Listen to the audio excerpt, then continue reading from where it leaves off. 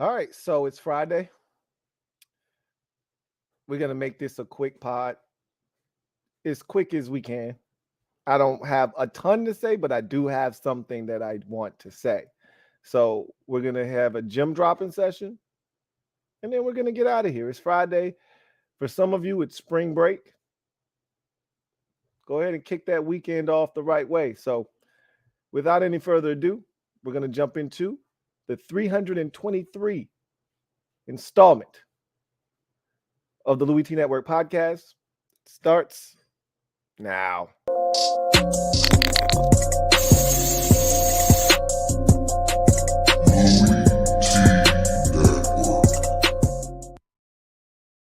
Who else could it be but me, your man, Louie T? Welcome to the Louie T Network podcast. I, of course, am your host, Louie T. Thank you for joining me. So I wanted to start off today's show real quick, talking about last night's show.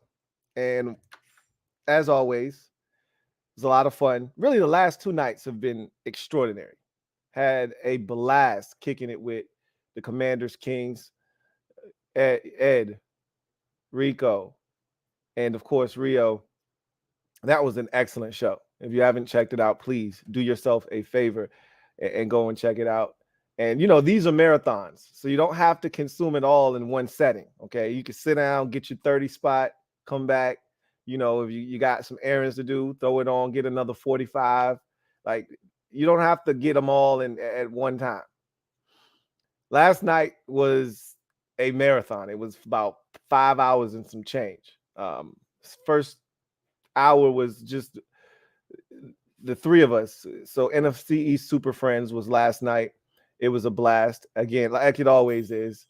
Started out with Law, who represents the Cowboys, Bad Dog, who represents the Giants, and myself. And we talked for the first hour. Then we were joined by LB, who represents the Philadelphia Eagles. And then the mayhem ensued after that. And those guys hung in for about roughly, 2 additional hours. And then me and Law wrapped up the final probably hour to an hour and a half by ourselves. So it was amazing, as it always is. I have a blast every time we do it. And so I caught a lot of flack for my hat, which I'm going to continue to wear. I told you, when I believe in something, I stand 10 toes down in it. They gave me work last night, though. I was in the corner trying to defend myself. But what I did want to say was I wanted to talk about my mic, because this is something that I've had debates with people over the years about the level of the volume of my mic. Now, I've had issues where it's been too loud and people are like, you have to turn it down. I've had issues where people say it's not loud enough. It's usually more, I usually try to lean towards the not loud enough. I don't want to have anybody's eardrums bleeding. But when I'm sitting by myself, when I'm doing a video by myself, the mic setting to me is fine, and I don't want to act as if it can't be louder, because it can. I probably need to do some tinkering with it. I want a new mic, and I'm going to probably, make a purchase here shortly, because I've had this mic for a very long time and it still works perfectly fine. However, I think it's time for me to upgrade my mic. I've had this one for quite some time. And so I think I'm going to do that in the near future. I actually did upgrade my microphone at one point, but the new mic that I brought was giving me problems. So I had to take it back. So in any event, long story short, when I'm doing videos like this by myself, I think the level of the microphone's volume is fine. Some people complain about it. It's too low. I got to turn my volume all the way up to hear you, that type of thing, which is fine by me, right? Make the adjustment is how I feel, okay? However, in a setting like last night, where everyone's mic is on 1,000 and mine is on 2, I have to acquiesce. I have to adjust and adapt to what everybody else is doing. And I didn't do that last night. And I apologize, because when I went back and looked at some of the video, I went to chop it up a bit. My mic was really, really low. I mean, like to the point where if any of the other guys were talking, you couldn't hear mine at all. It literally had to be me talking by myself for you to be able to hear me and hear me clearly. So that's on me. So I apologize for that. And I just got to adjust when I'm in those group settings. I have to turn my mic up. I have to shift it. And you know, I have an omnidirectional mic, and I just have to have the mic focus squarely on the front of the microphone so that it picks up my voice and my voice alone, and it's able to project it so that everyone can hear it loudly. Okay. So that was on me because that wasn't good enough. And I apologize. And look, my voice needs to be heard. And in those types of settings where I'm trying to defend my team, defend myself, all right, defend the burgundy and gold, my voice needs to be louder. And honestly speaking, if we keep it in a buck, and I hate saying this, but it's the truth, my mic should be the lowest. I talk the most shit, but my team doesn't back it up. So if we're talking about in the pantheon of mics, mine probably should be the lowest. I should be the one not saying as much, or at least not having my voice be heard as loud. But I don't give a shit about that. You know, I don't care about that. I was humble the last time we did it. I was not going to be humble this time.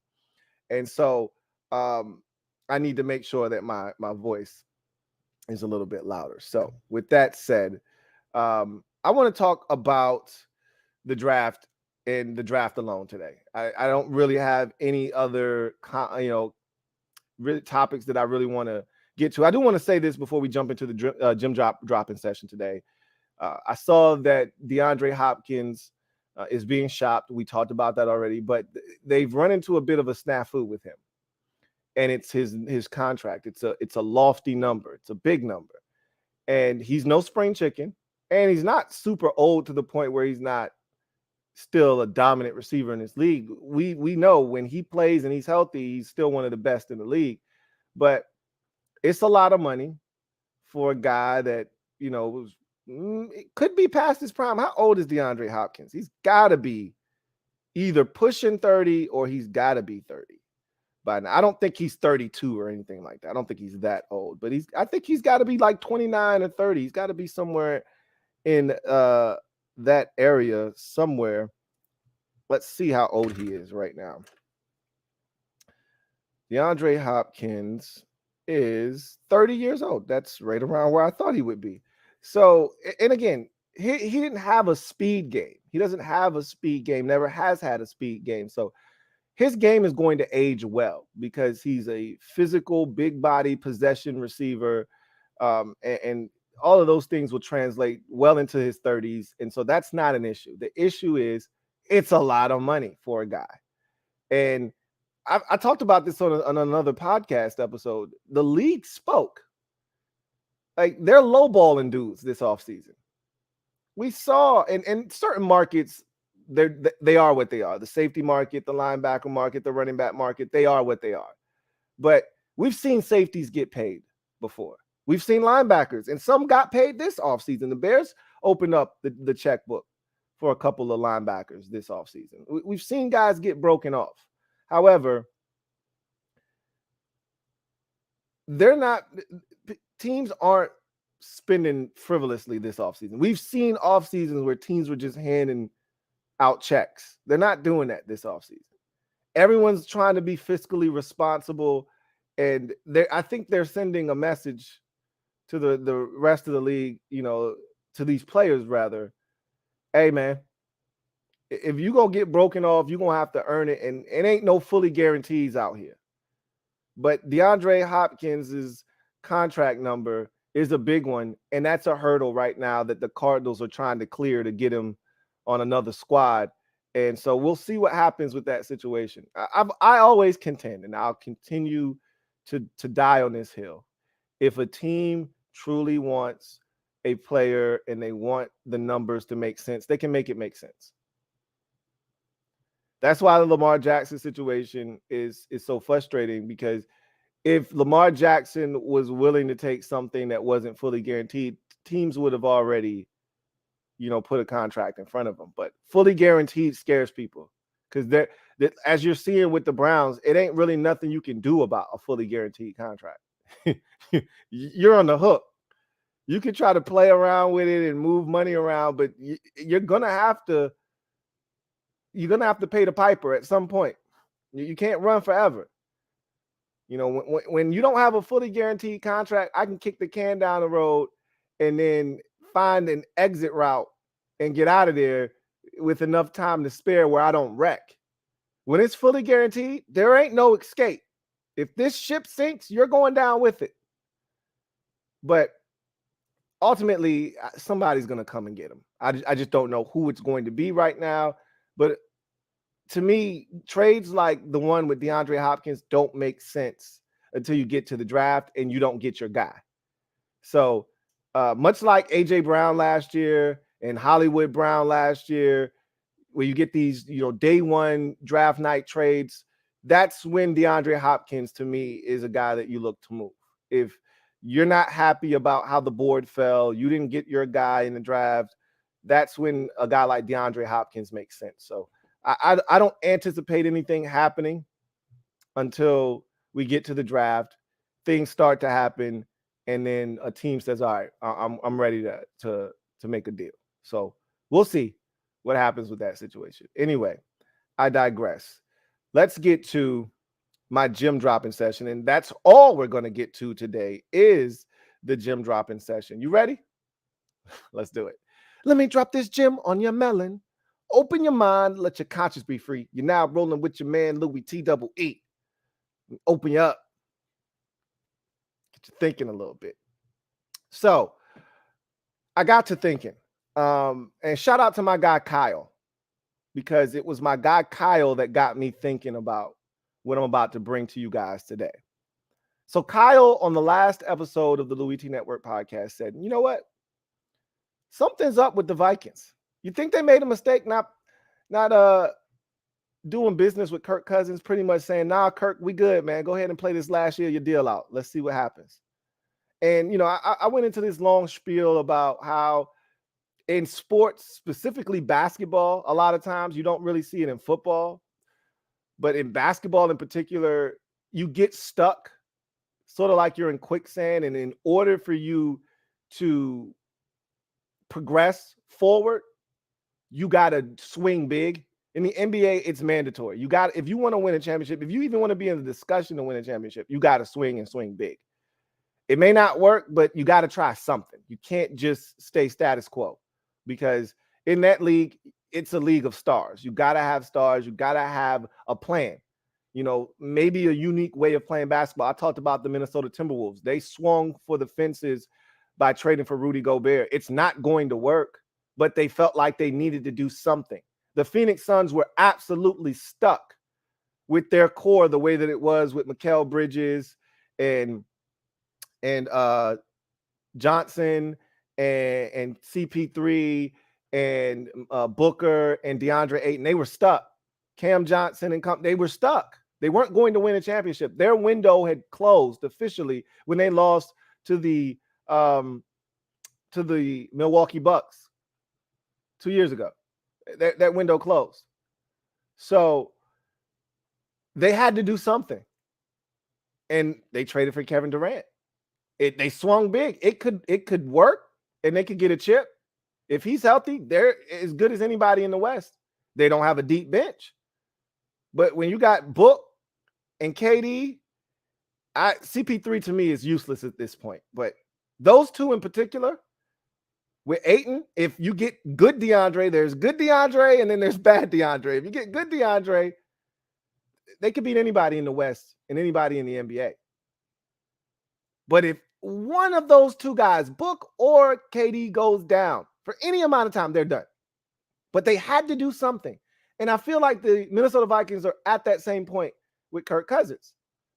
We got to do something. Kirk's cool, okay? And he's proven that over the life of his career here in Minnesota. He's cool, and we can win some games with Kirk Cousins. But at the end of the day, who are we really going to beat with Kirk Cousins at quarterback?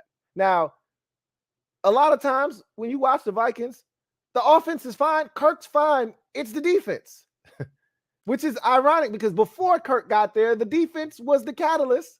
And they figured if we just get the quarterback, remember, they were in the NFC Championship the year before they got Kirk Cousins with Case Keenum. And so they figured if we just get the quarterback, we can win a Super Bowl. They go and get Kirk, and every year since then, the defense has got progressively worse.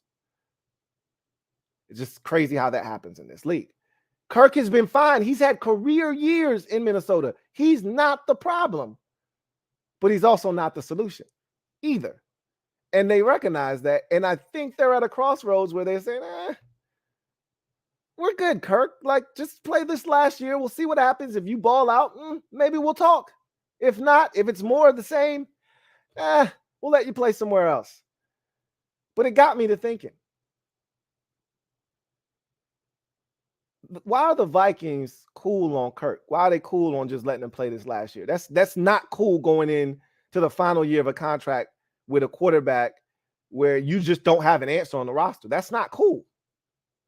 Then the light bulb went off. I thought about it after the show. And I said, you know why they're so coy? Why they're so cool, calm, and collected? Why they're like,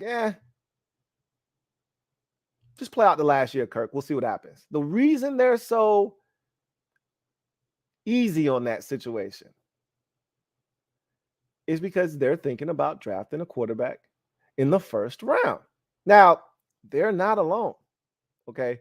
So here's the thing. 4 quarterbacks are going to be selected in the first round for sure. There's no ifs, ands, or buts about it. All we can debate is the order of the quarterbacks. And I'd take it a step further and say that 4 quarterbacks are going to go in the top 10. Now, could one of those guys slide out of the top 10? Sure, absolutely. Could Will Levis slide? Yep. Could Anthony Richardson slide? Absolutely. Excuse me. Absolutely. But at some point, Will Levis and Anthony Richardson will hear their names in the first round. I contend that 4 are going to go in the top 10, no worse than 3. We know CJ Stroud and Bryce Young are going in the top 10. They're going in the top 5. They're going in the top 3 more likely than not. Okay. But then who comes next after those 2? We'll see.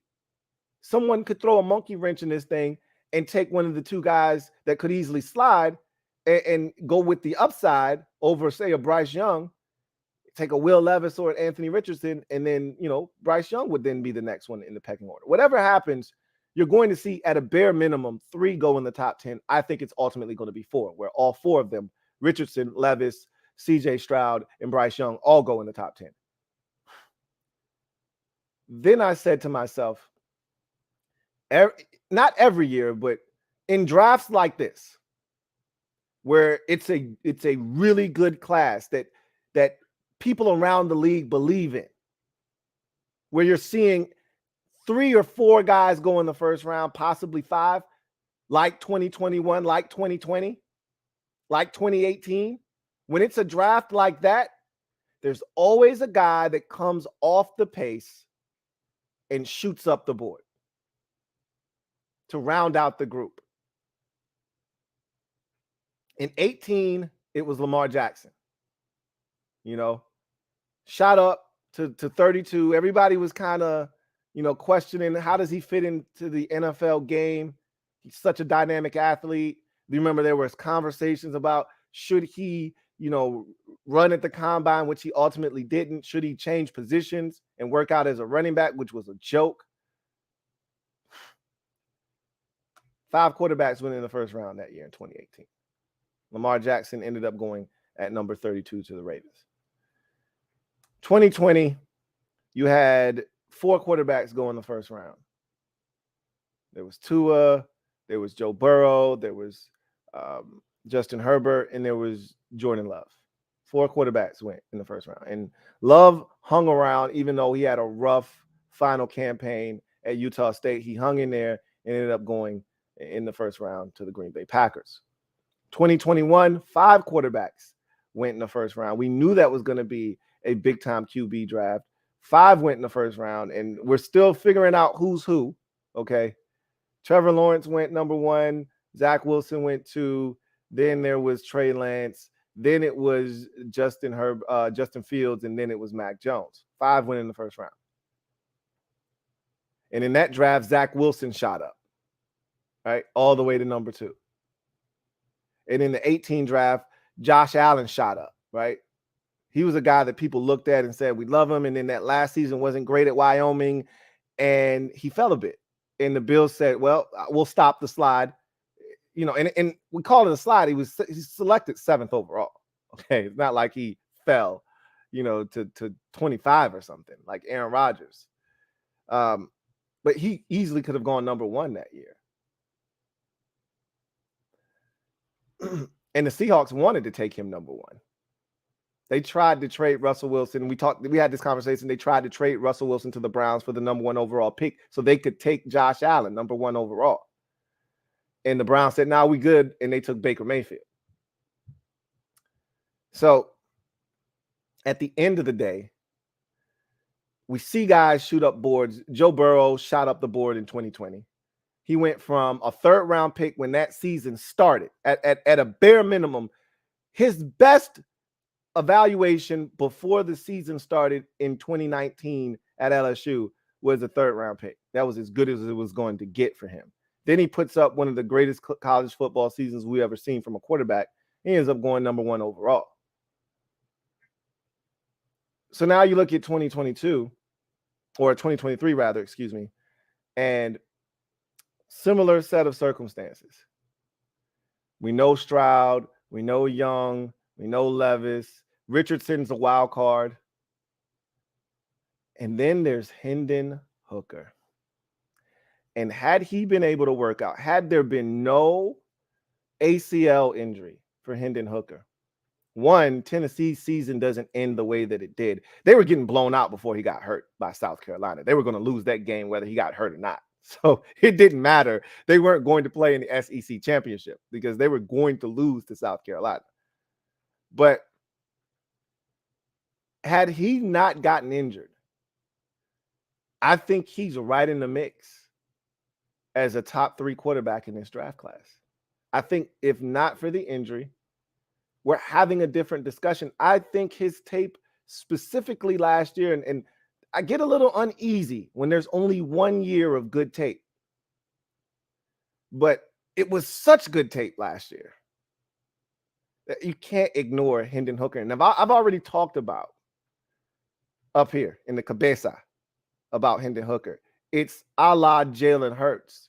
When you get a guy that is advanced beyond his years mentally, and you understand he gets it, and he understands concepts, he understands how to read the field, but also he just understands what it takes to be a leader.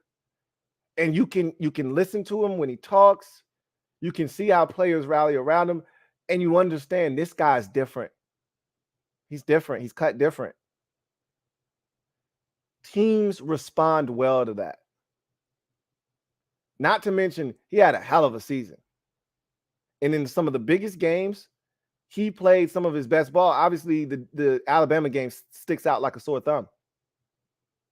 Wasn't as good against Georgia, but it was a nasty day. You got to say, look, that was a nasty, wet day, right? And look, it is what it is. But teams are falling in love with Hendon Hooker. So much so that I'm going to stake my claim right now. I don't know if this is new news. You may have seen this somewhere else. I just know I sat down and thought after my guy Kyle put this in the atmosphere to me that the Vikings were kind of rolling the dice on not bringing back Kirk, past this year. It got me to thinking, why are the Vikings cool with that? Why are the Titans acting the way that they're acting right now? And it got me to thinking, all of these teams are looking at the quarterback position, and Seattle is in this mix as well because Hendon Hooker is coming off of an ACL. Technically, if you needed him to be ready, he could be ready for the start, but you don't need him to be ready, and no one's rushing him to be ready. There's no reason to rush him back. Let him be a rookie, let him heal, and let him learn. And so when I think about Hendon Hooker, and the potential that he has coming into the league and how people are evaluating him. And when you watch the tape and you go, damn, Hendon Hooker's pretty goddamn good. Like, literally, actually watch the tape. Actually watch Hendon Hooker. Watch the games. And you go, damn, Hendon Hooker is a good athlete. He's got a good arm, throws a beautiful deep ball. He's accurate. Shit, there's a lot to like here. And then you start digging into the mental side of things. You listen to that guy talk at the combine. Not my fault my receivers are winning and they can't cover my receivers. Because, you know, we hear this all the time. The same thing was said about Deshaun Watson when he was coming out of Clemson. One read quarterback. Can only read one half of the field. First read isn't there. He's going to tuck it and run. And Hendon Hooker's like, bro, if my first read is open, I'm going to throw him the football. What do y'all want me to do? Turn it down so that I can show y'all that I can read the entire field, that I can go through my progressions? No. If my first receiver on this route concept wins, I'm throwing him the football. It's not my fault they can't cover our receivers. And my guy, my number one on my progression won, get them the football. But he's like, anybody that knows that we got a progression-based offense and routes convert to certain things, and based off of the coverage and the looks that we get, we adjust. And if I need to go through my progressions, I can. Hendon Hooker, he gets it. I think teams understand that.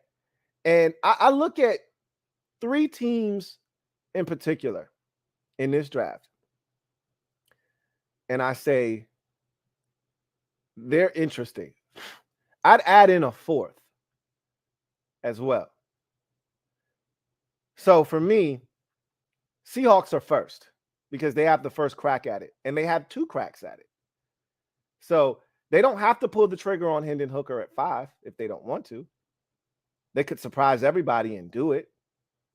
But they're going to take a quarterback. Like, they already primed us when they said, when Geno Smith stepped to the mic at his presser, when he got his extension, and he said, I will do whatever they want me to do. They just broke me off, gave me life-changing money.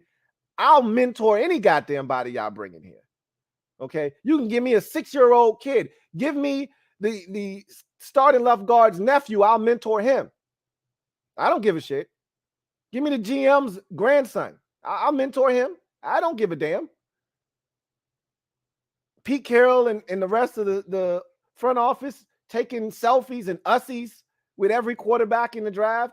Like, they having fun and they shooting the shit, but they're telling you, hey, we drafted somebody to stick behind Geno. May not be at 5. Could be Anthony Richardson at 5. Could be Will Levis at 5. More likely than not. In my mind, Levis is going by 5. And Richardson is the only one left, him and Hooker. Don't discount Hendon Hooker in the top 10.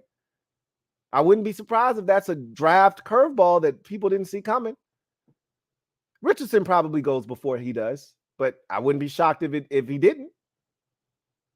So Seattle is a team I think you have to look out for. They've got 2 first-round picks. One of them I think is going to be spent on a quarterback. That's just my opinion.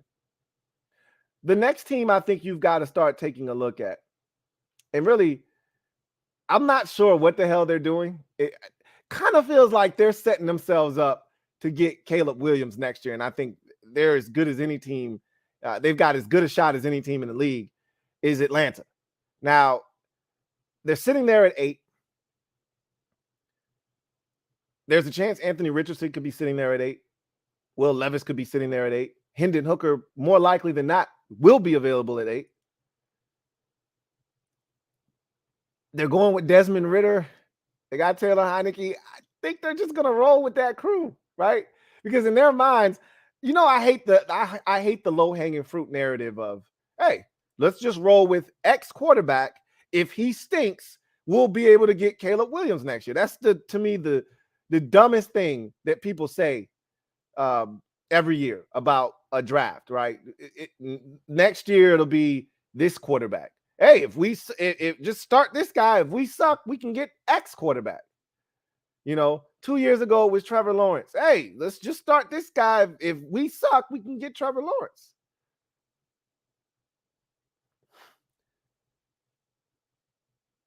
Last year was, hey, let's just start this guy. If we suck, we can get Bryce Young. We can get CJ Stroud. Next year, it's, hey, let's start this guy. If we suck, we can get Caleb Williams, or we can get Drake May. Okay. Show you right. Only one team's getting Caleb Williams. Only one. Okay. There aren't 4 Caleb Williamses being drafted next year. Just one team. Atlanta, I feel like, is being set up to succeed in failing. So I don't think they're going to do anything at quarterback, but we'll see. We'll see. Don't count them out. They could be laying in the weeds or lying in the weeds. And draft night, they jump up and grab a QB. We'll see. I don't really put them into this conversation. For me, it's Seattle. The next team that I think you really have to take a long, hard look at is Tennessee at 11. They got a brand new GM. You know how I feel about GMs. When GMs come into a situation, they want to put their imprint on the organization. They want to take their thumb and they want to jam it down on the organization and lift it up and say, all right, I just put my thumbprint on this thing. Now y'all know I'm here. Okay. He's not giving out any money right now. Jeffrey Simmons is waiting for his deal. He asked Kevin Byard to take a pay cut. Kevin's like, bro, no. You want to get rid of me? You want to trade me? Knock yourself out. I'm not taking less money. I'm one of the best safeties in football. You must have bumped your damn head. So I don't really know what they're doing out there. They seem like they're going to roll with Tannehill. That's cool, but it's not. It's really not. And Malik Willis, nah, I'm good. I'm really good. But, hey, look, he's a young dude.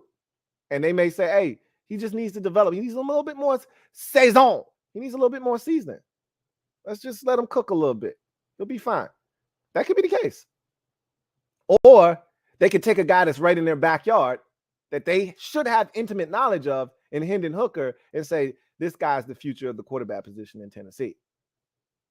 I wouldn't be surprised if the Titans at 11 pull the trigger on Hendon Hooker.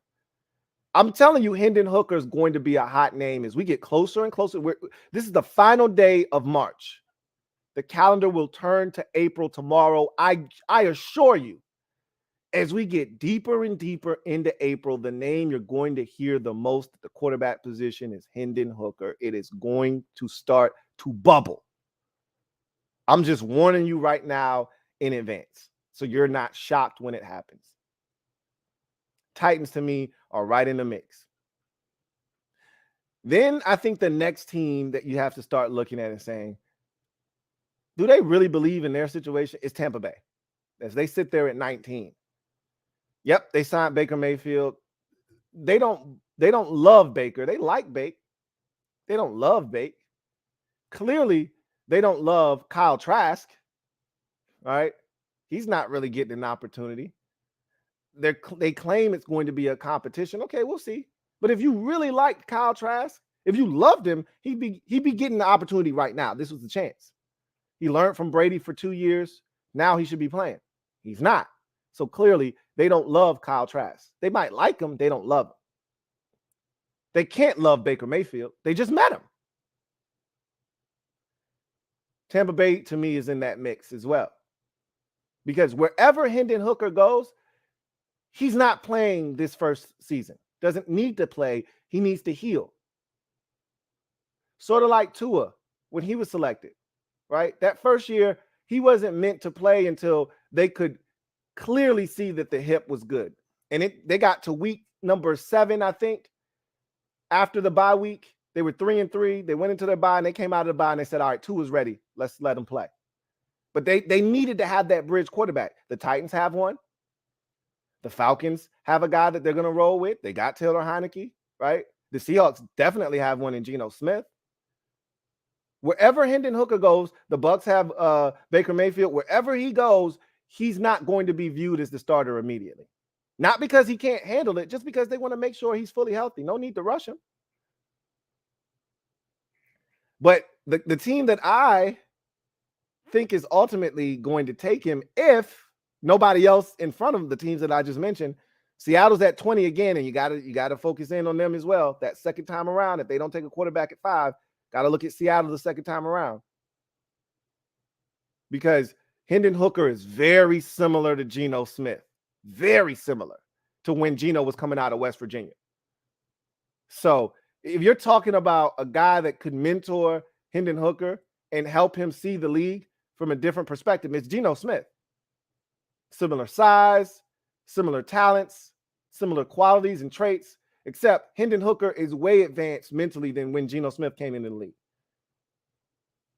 Geno will tell you, mentally, I wasn't there when I got in the league. That's why he got punched in the face by IK and Penali. He wasn't there mentally. He's a different dude now. Geno gets it. He's been around enough veteran quarterbacks to know how this thing works.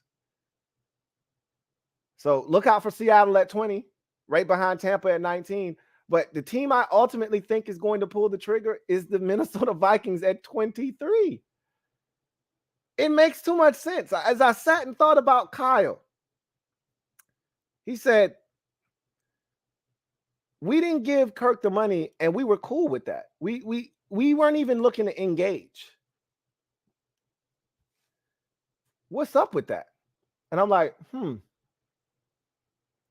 well, clearly you want to do something. You drafted a quarterback a couple of years ago, and you were hoping he'd be better than what he was. I told anybody that would listen, Kellen Mond is ass. Like, that mechanical shit don't fly. Your elbow all the way up here, just standing like that. Mechanical shit don't fly. Not with me, at least. And they figured out real quick, okay, yeah, Kellen Mond is ass.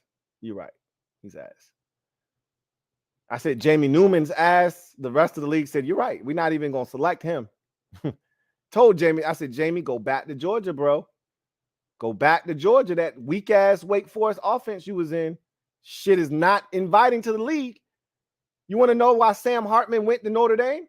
Because people can't take that Wake Forest offense seriously. You want me to evaluate? You got to go somewhere else to show me you can actually play quarterback. That long, drawn out read option shit, that's garbage. Show me you can actually play in a real offense, and I'll listen. Jamie didn't want to listen. He had to find out the hard way.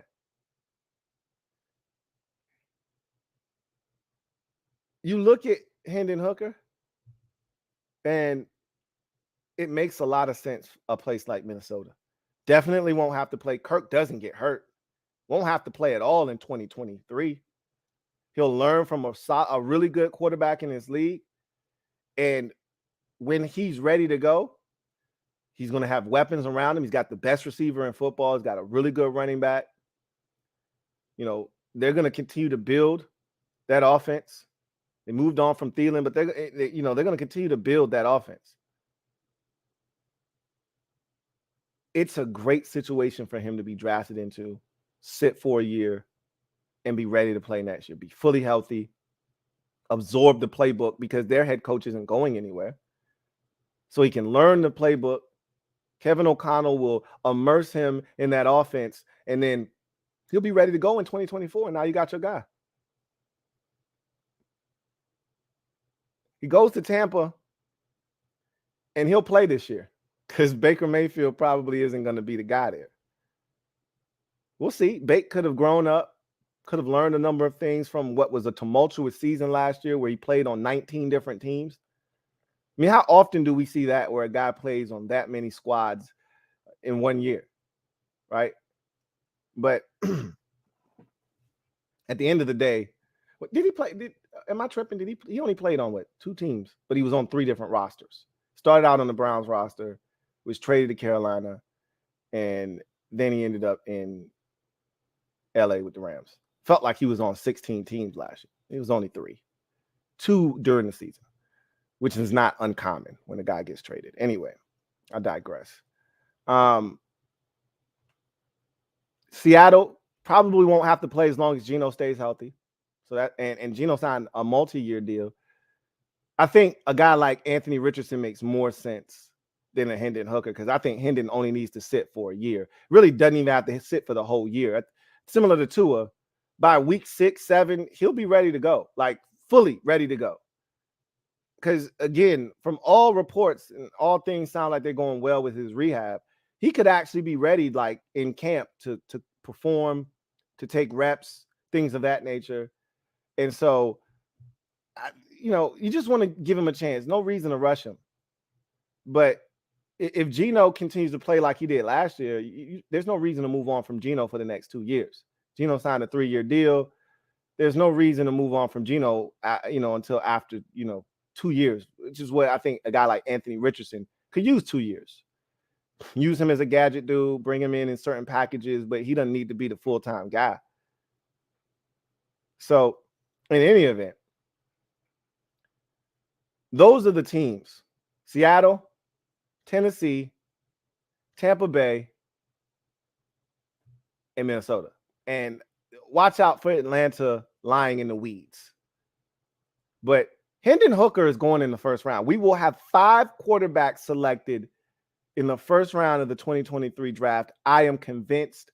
I'm dying on that hill.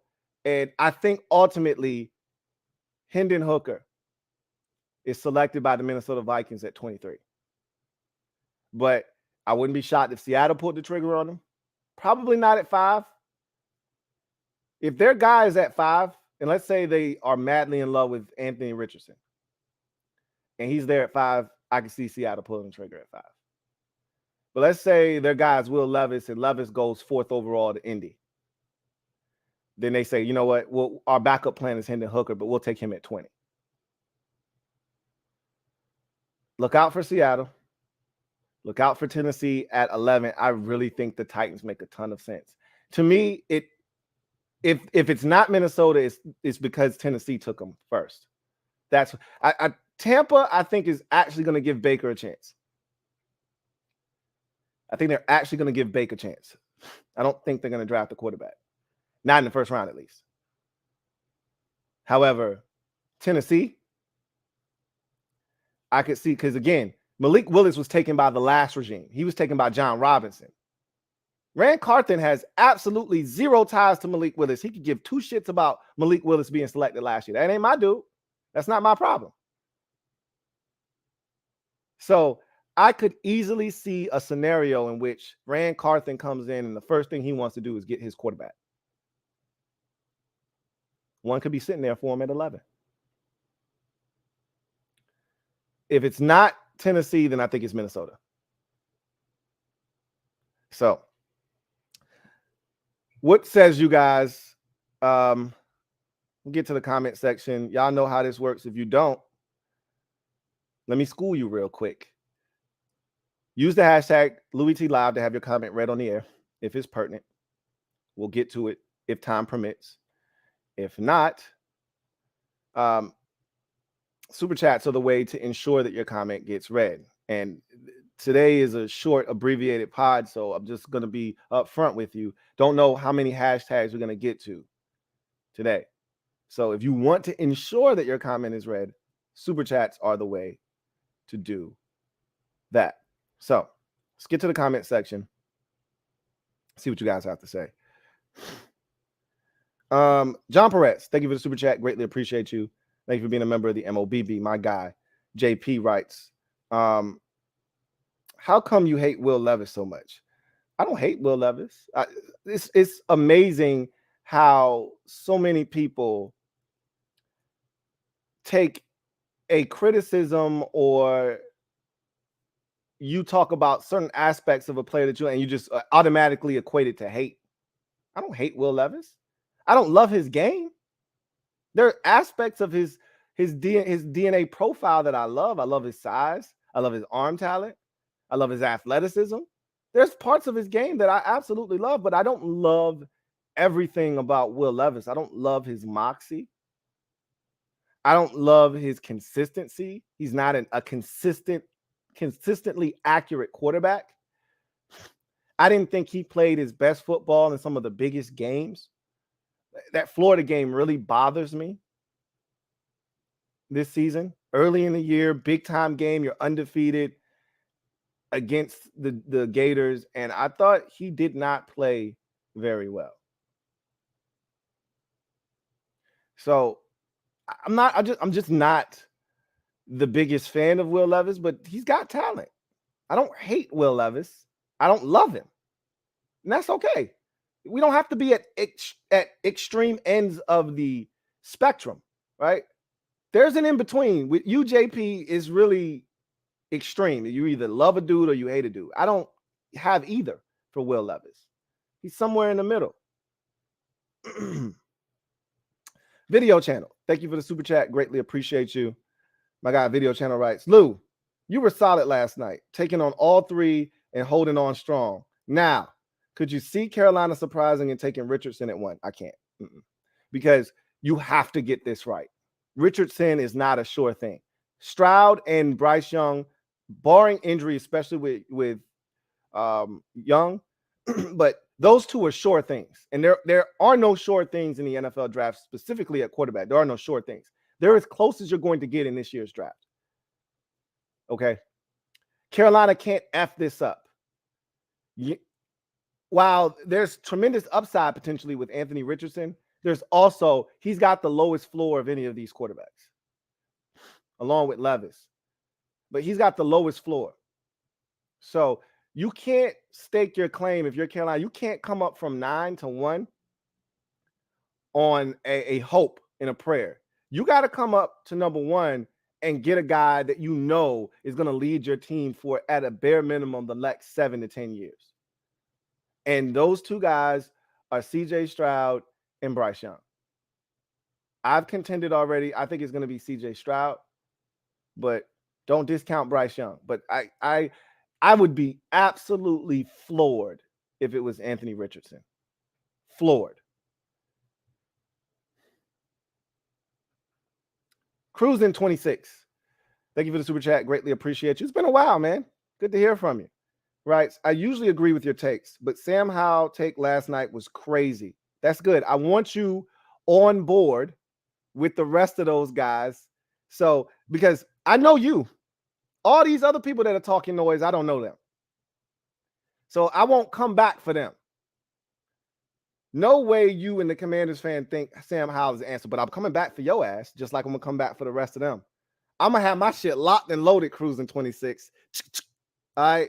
And I'm going to pick y'all ass off one by one. Trust me, you know I'm coming for your ass when he does what I said he's going to do, which is ultimately be a really good quarterback in this league. I don't know if he's going to be, they were putting words in my mouth.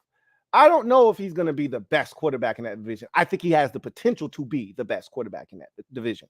I don't know if he'll ultimately ascend to that level. I'm not expecting that after year 1 as a starter. Not expecting that. But we will see growth. We will see that we have our guy. We don't have to go back into the draft next year. I do feel that way. But I'm going to add you to the list. Now you on the list, Cruising 26. You're on the list now.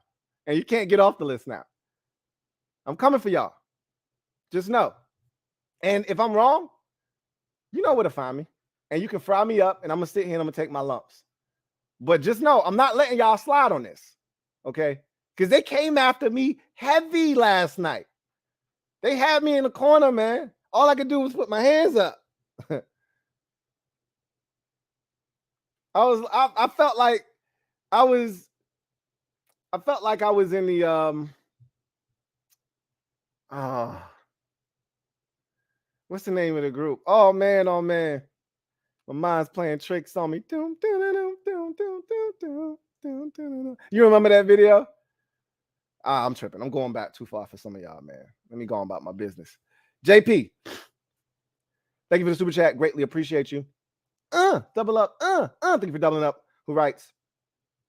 Lou, I'm Team Howe, just like you, but Washington's new regime / ownership could trade up to number 1 for Caleb Williams in 2024 if Howe doesn't work, and they won't care how expensive it will be either. I mean, that could be the case. We'll see. I'm not thinking that far. My brain doesn't operate in that manner. I'm not thinking about 2024. You know that. I don't even want to talk about the draft during the regular season. You know, I know a lot of times you're quick to start talking draft after 4 weeks of ball and we're 1-3 and, oh, we suck. we need to draft Caleb Williams. You already talking draft. That's not how I operate. So you know that before we even get into the 2023 draft, I can't talk to you about the 2024 draft. So I don't know what new ownership is going to want to do. New ownership could come in this year and say, I want Lamar Jackson. For all we know, that could be what they want to do. At the end of the day, all I want from new ownership is for them to come in and let football guys handle the football decisions. That's what I want. We had an owner already that came in and made demands that usually did not work out. And we saw how that impacted the franchise. That's how we ended up with Dwayne Haskins. That's how Robert Griffin III ended up being a spoiled brat in Washington. We need our owner to come in here and let the football guys make football decisions. Let's hope that that's what we get. Whomever buys the team, hire people that you think are competent enough to do their job without you breathing all over them, and let them make the football decisions. That's why you're paying them. That's the hope. We'll see. At the end of the day, we can't know what's going to transpire. Jay Willard, thank you for the super chat. Greatly appreciate you. Thank you for being a member of the MOBB, who writes, Lou just wanted to bless the kid and say thanks for all the hard work you put in to bring in all of us great content. Now let's get this team sold, LOL. I appreciate you, Jay. Look, I told you, I'm just going to continue to wait patiently. I don't think anything transpires prior to the draft. You know how the NFL likes to spread these things out. Always want to be the center of attention. They don't like taking attention away from what they circle on the offseason as one of their most marquee events, which is the draft. They're not going to try to overshadow that with the franchise being sold. I think this could easily be pushed out until May. And I think ultimately that's what will transpire, is that the team will be sold sometime in May. But again, we'll see what happens. Cruising 26, thank you for the super chat. Greatly appreciate you. Double up. Thank you for doubling up. Who writes, who's your favorite receiver and center in this draft? My favorite receiver is Zay Flowers, but the Giants need to go center and guard early. Our interior O-line is trash. My favorite interior offensive lineman is my guy from Arkansas. His name escapes me at the current moment, but he's a dog. He's nasty. He's physical. He's gritty. Gives me Nick Gates vibes in terms of the way he plays. But if you're talking specifically center, John Michael Schmitz is the best center. He's got that wrestling background that you look for at the center position. When you're talking to pivot, you want guys with that low center of gravity and guys that have the ability to grapple inside. Wrestling backgrounds usually fare well at the center position, and he has that. He's not my guy from Oklahoma a couple of years ago that the Steelers took, who a lot of people try to comp him to. He was a much better athlete than John Michael Schmitz is, but he could be a really good center in this league. So I think that's going to be Ghetto Boys. Thank you, Miss Perry. Ghetto Boys. That was the name of the group. That was the song I was talking about. Ghetto Boys. That's right.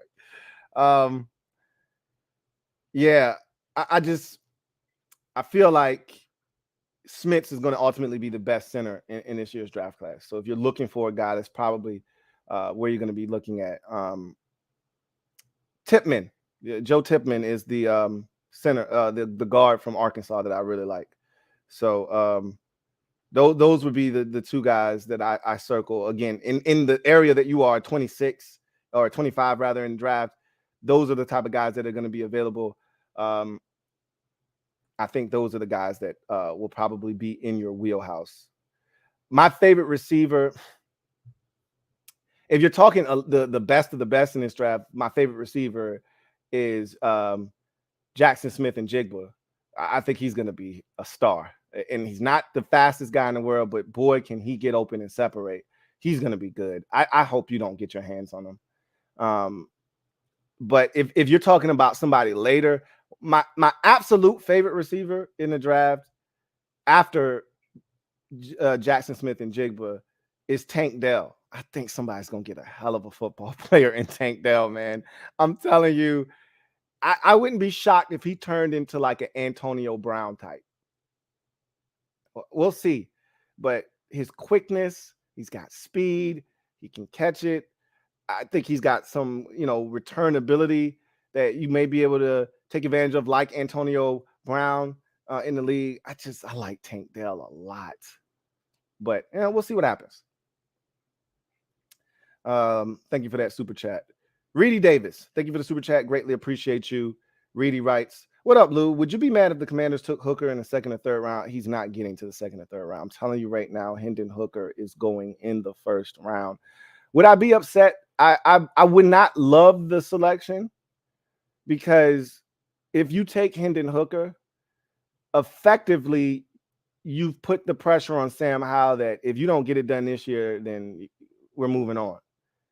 And when I say get it done, I mean you've got to essentially deter them from putting Hendon Hooker in. What you've effectively done is you've removed the backup quarterback being a distraction by moving on from Heineke. What you've effectively done is you've reinserted a distraction to Sam Howell if you go out and get Hendon Hooker. Because the quarterback that is on the roster behind him as a young prospect can't be a threat. It's got to be a fifth, a fourth, a fifth, a sixth round. It's got to be a day 3 pick. It can't be. It's got to be Jake Hayner. It's got to be DTR. It's got to be somebody like that who some people in the fan base and be like, oh, Sam sucks. Put DTR in. But that's going to be a very small, minute few, right? Their voice won't be loud enough. You get Hendon Hooker, and now that there's going to be a crescendo if there's a bad half, a game that was right there. You got a chance to beat Dallas, and Sam makes a bad, decision in the game, or he gets hit and he fumbles, and, that game was there for the taking. And it's because he's going to have games. There are going to be 2 or 3 games in the season that we say, damn, we could have won that game. But Sam, made a throw here or a decision there, and it ended up costing us. He's a young quarterback. Those things happen. There'll be more games where Sam plays well and we win because Sam played well, where we'll look back on last year and say we wouldn't have won that game with Heineke or Wentz or, fill in the blank at quarterback. We wouldn't have won the game if one of those dudes was in. But because Sam was in the game, we did win. But there'll be some games too where a throw here, a decision there might cost us. And you get a guy like Hendon Hooker on the roster, and all of a sudden, everybody's calling for Hendon Hooker now. So I wouldn't love it. I wouldn't hate it, but I wouldn't love it. But he's not going to be around in the second or third. If Washington wants him, they would have to take him at 16, and they're not going to take him at 16.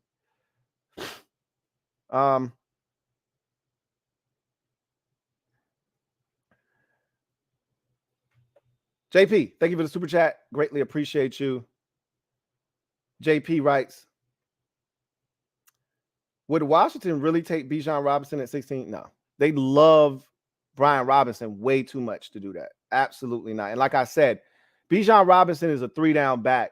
If you draft him, there's no way Brian Robinson then gets on the field as much as they think that he should be on the field. There's no way. There's no way Bijan Robinson is an option for Washington at 16. Todd Labor, thank you for the super chat. Greatly appreciate you. My guy Todd writes, hey, Lou, what's up? What's going on, Todd? He says, if Jahmyr Gibbs from Alabama is available, would you take him to back up Brian Robinson? I already told you he'll be available at 16. He probably won't be available by the time we come around in the second round at 48 or 49, wherever we are, 47. I got to learn our picks, specifically the day 1 and 2 picks. I got to get those numbers down, Pat. I know we don't have our original third rounder that went to Indy, but we do have a compensatory pick. I think it's the second one that they gave out in the third round. So it's a very early compensatory pick for losing Brandon Sheriff last year. But he's not going to be around in the second round when we select.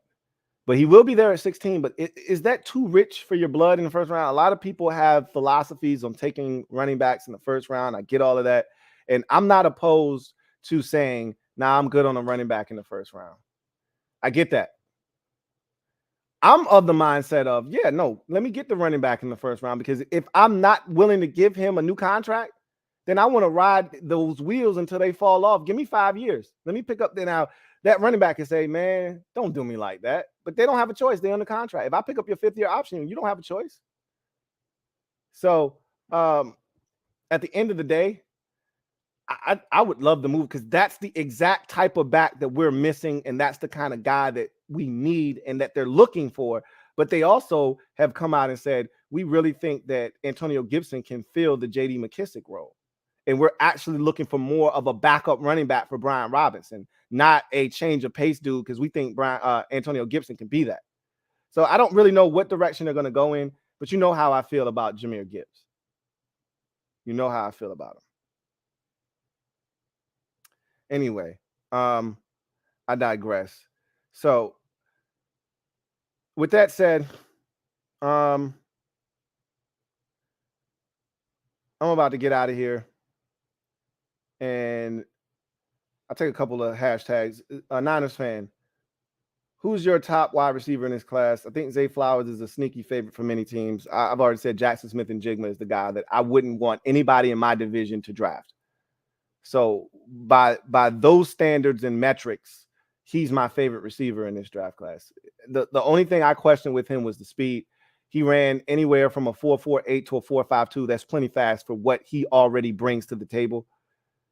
If he's a 4.49, if he's a 4.51, that's plenty fast for what he already brings to the table. Size, quickness, route running ability, the ability to separate, uncover. That's the biggest, to me, after availability. The next biggest trait in the NFL for a receiver to have is the ability to uncover. If you're not fast, but you can get open, I can work with that. Okay? Plenty of fast guys in the league that can't get open. So I think that's ultimately how I feel about that. HHC Lunar writes, worried about Quentin Johnson. TCU wide receivers never turn out for some reason. Rager, Doxson, Curley, all busted. He's right in this mix.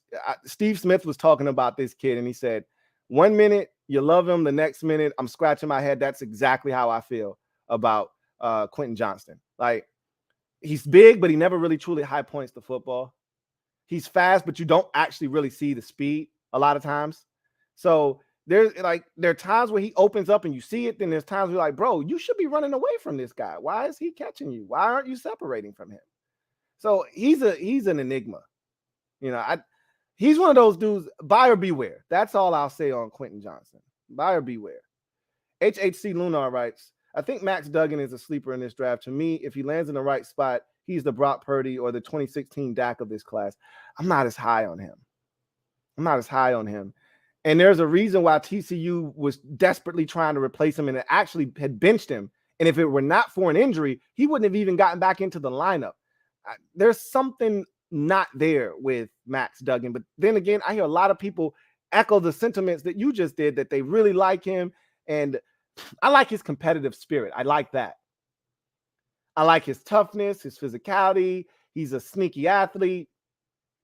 There's a lot of things to like about Max Duggan. But throwing the football, I just don't know if that's the part of his game that I actually truly love. And that's a big part, right? He's a quarterback. So I tend to have issues with that. Sindeko, thank you for the super chat. Sindeko writes, Lou, I'm torn. Watching CJ Stroud's tape is like watching 7-on-7. I'm worried about how he will handle adversity in the NFL. Those receivers, the O-line, especially in 2021, was crazy good.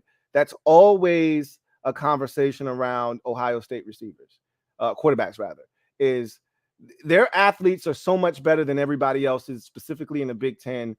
That was my biggest issue with Dwayne Haskins, is they didn't challenge him mentally. And he only played 1 year. At least Stroud has multiple years of tape that you can comb through. With Haskins, it was 1 year, and they were running the same damn mesh concept, and he was throwing drag routes underneath to Paris Campbell, and he was running for 55-yard touchdowns.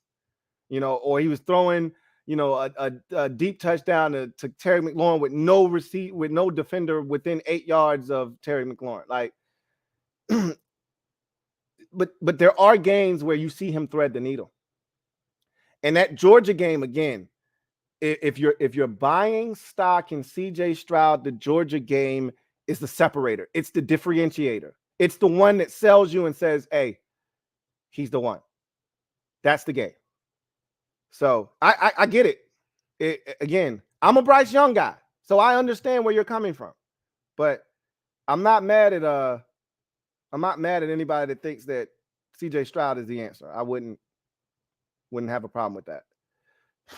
Joe Rockhead, thank you for the super chat. Greatly appreciate you. Thank you for being a member of the MOBB, who writes, I like the little wide receiver from TCU for return duty. Yeah, I think he's one of the guys that'll be at the top of the list if you're talking about returns in this year's draft class, looking for guys that can come in and be a returns special teams player for you. He's going to be one of the guys towards the top of that list. So with that, I am going to go ahead and get out of here. It's Friday. Got a lot of stuff to get into. Told you today was going to be an abbreviated show. I meant that when I said that. And so that is going to do it for me, your man, Louie T, here on the 323rd installment of the Louie T Network podcast. I look forward to chopping it up with you guys on the other side of the weekend. It is spring break, and we are heading into Easter weekend next week, right? So I don't know if I'll be home Monday, back in the office Monday. I am getting out of the office this weekend. I think I'll be back by Monday, but I may not be. I probably won't actually work again until Tuesday. So I'll see you guys on the other side of the weekend, but it more likely than not will probably be Tuesday. Anyway, I digress. You guys have a good one. Take care. Enjoy your weekend. All right. Be safe. God bless. Good night.